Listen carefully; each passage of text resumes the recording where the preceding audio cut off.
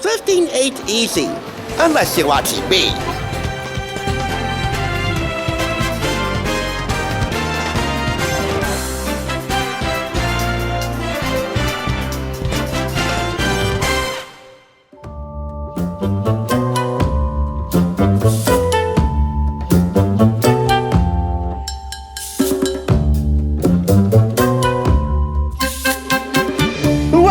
You're watching the Thrift Store Rundown, where we bring Hollywood home on a budget. As back-to-school season rolls on, this week's theme is a simple but scrumptious one.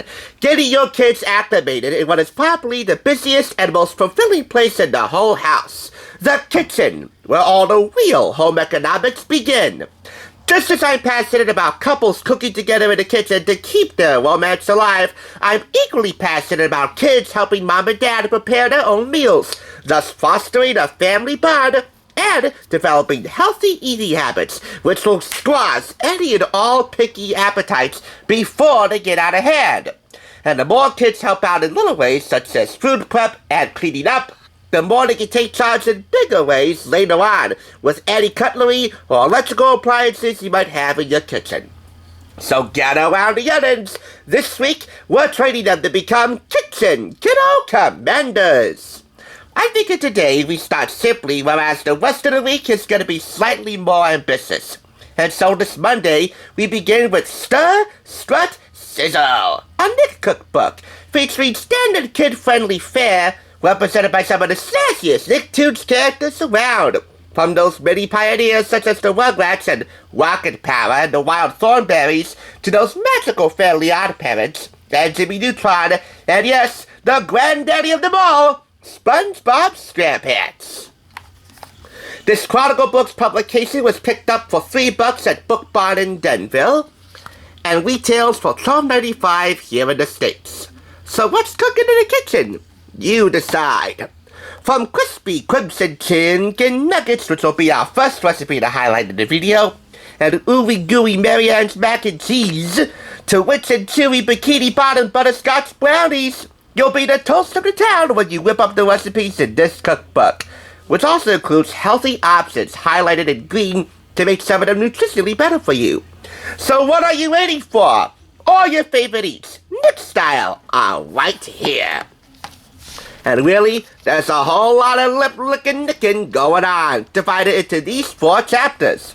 Gobble and gulp, crunch and munch, chop and chew, and gulp and guzzle. In summary, gobble and gulp and crunch and munch are your savory snacks and main meals. Chop and chew, your sweet snacks. And gulp and guzzle, your drinks and beverages.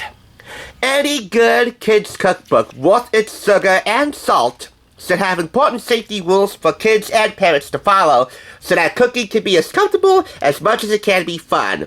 And this, Cooking 101, outlines 4 of them. Be safe, be prepared, be clean, and be healthy. Thus the healthy options are outlined in green throughout some of the recipes in here at the bottom of the ingredient list. 5, be creative. Not so much a safety rule as it is a rule of imagination, letting it soar. So with that in mind, let's get gobbling and gulping some greatness. By beginning, as said, with the Crimson Chin Nuggets. How else do you think the Crimson Chin and Clef the Boy Wonder can battle evil and stay so strong? With these lightly fried, not deep fried, Crimson Chin Nuggets, which will serve 4. By the way, this is a crispy recipe. The authors actually go the extra half mile, outlining which recipes are crispy, crusty, sweet, savory, a little bit spicy, tantalizing your taste buds with different flavors and textures, which I like. Next up, plankton in a blanket. Really? Plankton in a blanket? Relax, you won't be eating actual plankton, nor will you be eating any plankton baked to catch any plankton. That's just the Nicktoons humor they're adding in the recipe, ingredient lists, and even in some of the directions. These are just hot dogs in a blanket, and they're flaky, serving 4 to 6. Next up, drizzled and drenched fries. Jimmy likes them drizzled with ketchup. Sean likes them drenched with either malt or balsamic vinegar. Carl likes them any way he can get them. So in my view, Why not have both? This is a salty recipe and deeply savory, depending on how much balsamic vinegar you want to add. But keep in mind that this is still a kid's cookbook. You might not want to overdo it. Along the same lines in Retroville, here's another one of Jimmy's awesome new inventions. Wedge dip. It's something that makes vegetables actually taste good. It would be a good idea to cross over to Dinsdale, as he's done many times over, so that he can try it out on Vicky's not-so-icky veggie sticks. Prepare yourself for a big surprise.